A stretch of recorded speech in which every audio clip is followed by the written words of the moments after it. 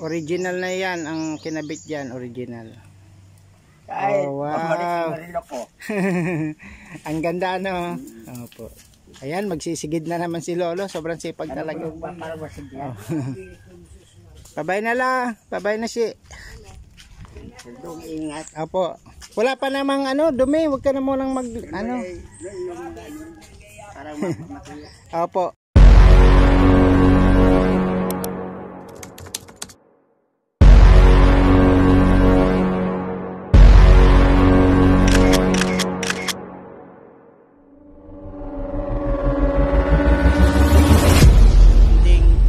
Sira na yung po doon ding.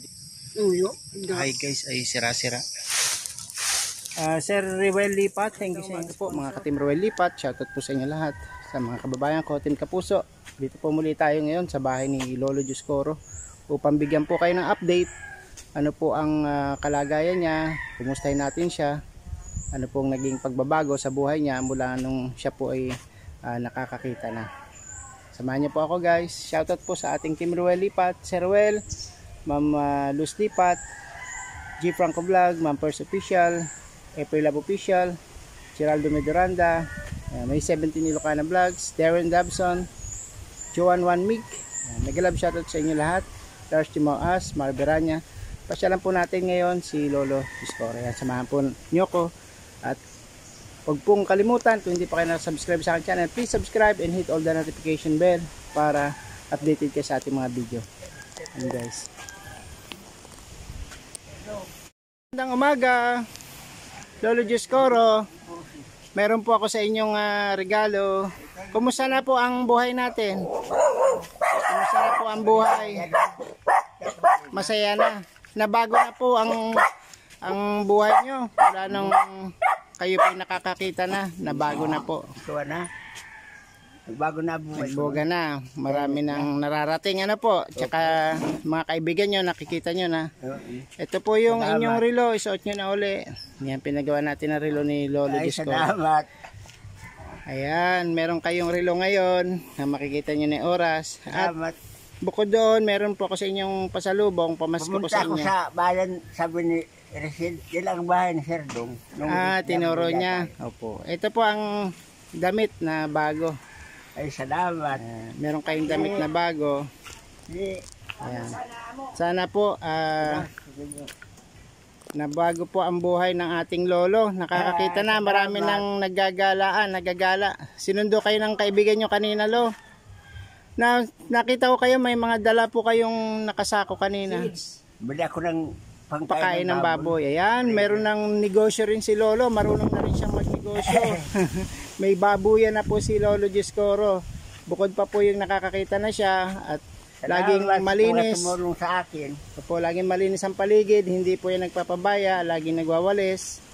Hindi humihinto sa paglilinis. Kumain na po kayo. Kung kakakain ko lang. Ayan. Kumusta naman po? May bigas pa kayo dyan?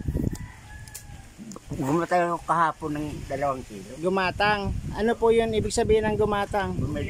Bumili. Okay. Wala ka ng 2 kilo kahapon. Opo. Ubus na siguro yon. Oo. Bibigyan ko pa kayo ng pambili nyo ng bigas. Ay, salamat. Dagdag ko sa inyong ano. Salamat sa mga tumulong sa akin. Opo. Pambigas kayo ha. Oy, engineer ako wala. Ayan, kumusta na po? Lalo na si Sir Dong. Ayan, salamat po sa Lolo Dioscoro. Lolo Kokoy, kumusta na yung nyo, yung tungkod, ginagamit nyo pa? Oo. Tignan po natin yung baboy nyo, kung malaki na, pwede nating ibenta. At Isobon. Binili ko kayo ng pagkain ng breeder. Binili nyo po siya ng breeder. Sasamahan tayo yung Lolo, yung kanya pong negosyo ngayon na baboy ay binibili niya ngayon yan ang breeder. Aba, ibig sabihin gagawin niyo siyang inahin. Oo. Ayun, maganda, magpapaanak po si Lolo ngayon ng baboy. Talagang sobra-sobra pong pasasalamat natin kay Sir Ruel Lipat, kay Ma'am Luz Lipat, kay G Franco Vlog, at sa bumubuo ng Team Ruel Lipat. Kumusta pala sila? Okay naman po, tinatanong nga po kayo kung kumusta na din kayo. Ayan, ang sipag nyo palang mag-alaga. Ilang buwan na po ito? Magpipito na yata. Mabigat na ito. Nasa 100 kilos na ito. Kung ibibenta nyo, malaking pera na to. Ayan, inaabagat na siya, oh. Pwede na siyang pasakbatan.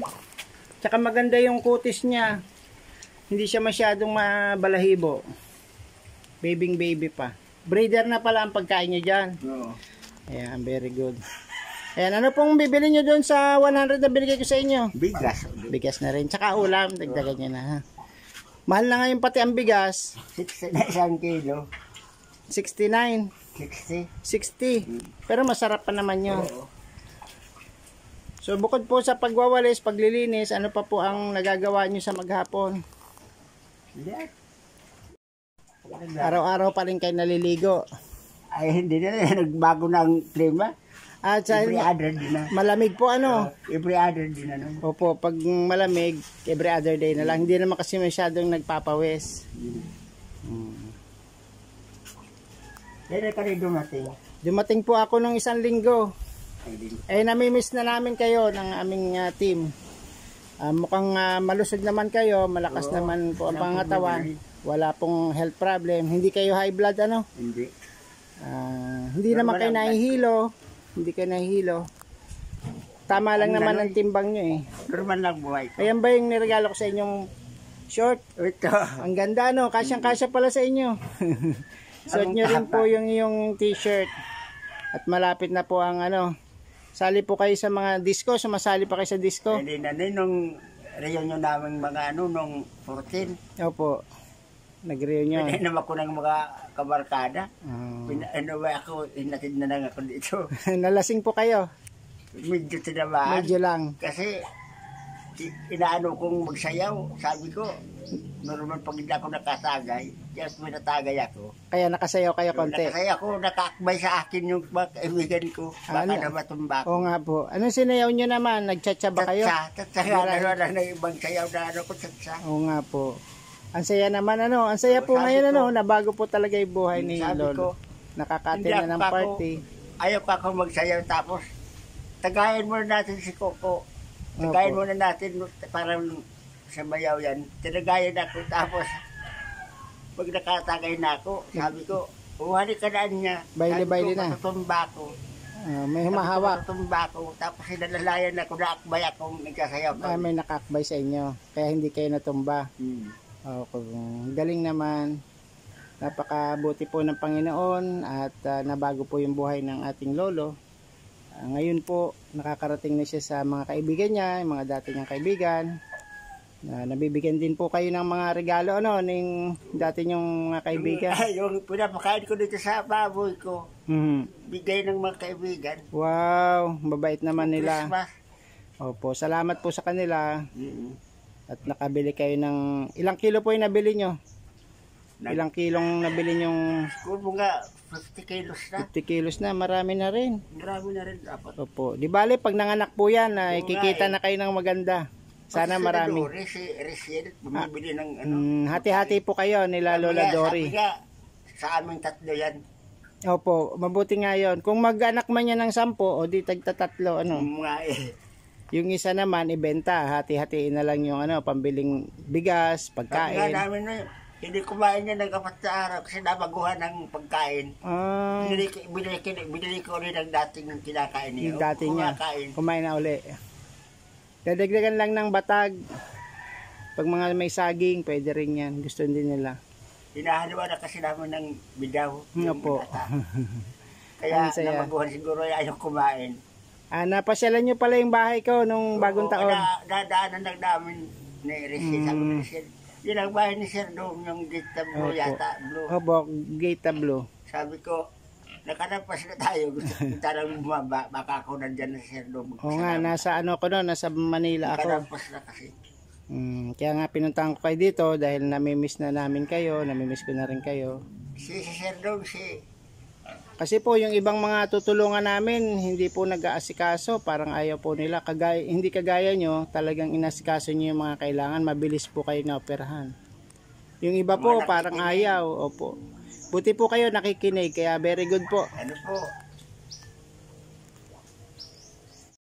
ni Dingdong ni Sardong na makakita. Opo. Salamat sa tumulong sa amin. Opo. Lalo na si Engineer Lipat. Opo, napakabuti po nun. Ayun, May plano po siyang may plano po siyang magbakasyon dito sa next year. At makakapasyal po yun sa inyo dito para magkita kayo. Makikita niyo po siya. Salamat ng harap. Po, matangkad po yung tao, matangkad. At mukhang artista po. Yan. Opo, si Sir Ruel Lipat. Kamukha ni Jake Cuevas. Ayan, nanonood ba kayo ng TV ngayon? Oo, kayo na-imbit na doon sa kami. Ay, kila-imbit. Mga kanta ni Imelda Papin na nakasadang. Yung mga paborito nyo po yun yung mga Imelda Papin. Mga kanta ni Imelda Papin na nakasadang doon sa YouTube na imbit. Opo, yan. Kinakanta-kanta ko nga yung bawal. Bawal lang yung tingin. Bawal ang tingin. Sige nga po, itry po natin yung bawal ang tingin. Pakinggan ko po yung kanta nyo na bawal. Hindi. Anak ko lang naman yung bawal sa akin ang iyong tingin, ang iyong matang may luningin. Bawal din ang... Yung may isip lang siya, bawal. Sobrama na maganda po, no? Pang Imelda Papin. Sige po, kapoy, nabigay ko po ng regalo nyo. Nabisita ko kayo. Update lang. Anong relo ko? Andiyan po sa bulsa nyo. Isuot mo nga si... Suot daw yung relo ni Lolo. Ayan, nilagyan na rin natin yan ng strap para hindi nahuhulog. Ito bagay yung pink. Bagay na bagay sa inyo ang pink, ano? Anong oras na? Magto-12 na po, menos cheese. Kumain ka na? Hindi pa po, ako'y pauwi na rin, kakain na rin sa bahay para may kasama si mama. Salamat. Sige po, lakad na po ko. Salamat sa ulitin. Opo. Serdong talaga. Mula sa langit talaga ang tulong sa akin. God bless po. Sabi ni Serdong, mula sa puso ang ano niya. Opo, mula sa puso talaga.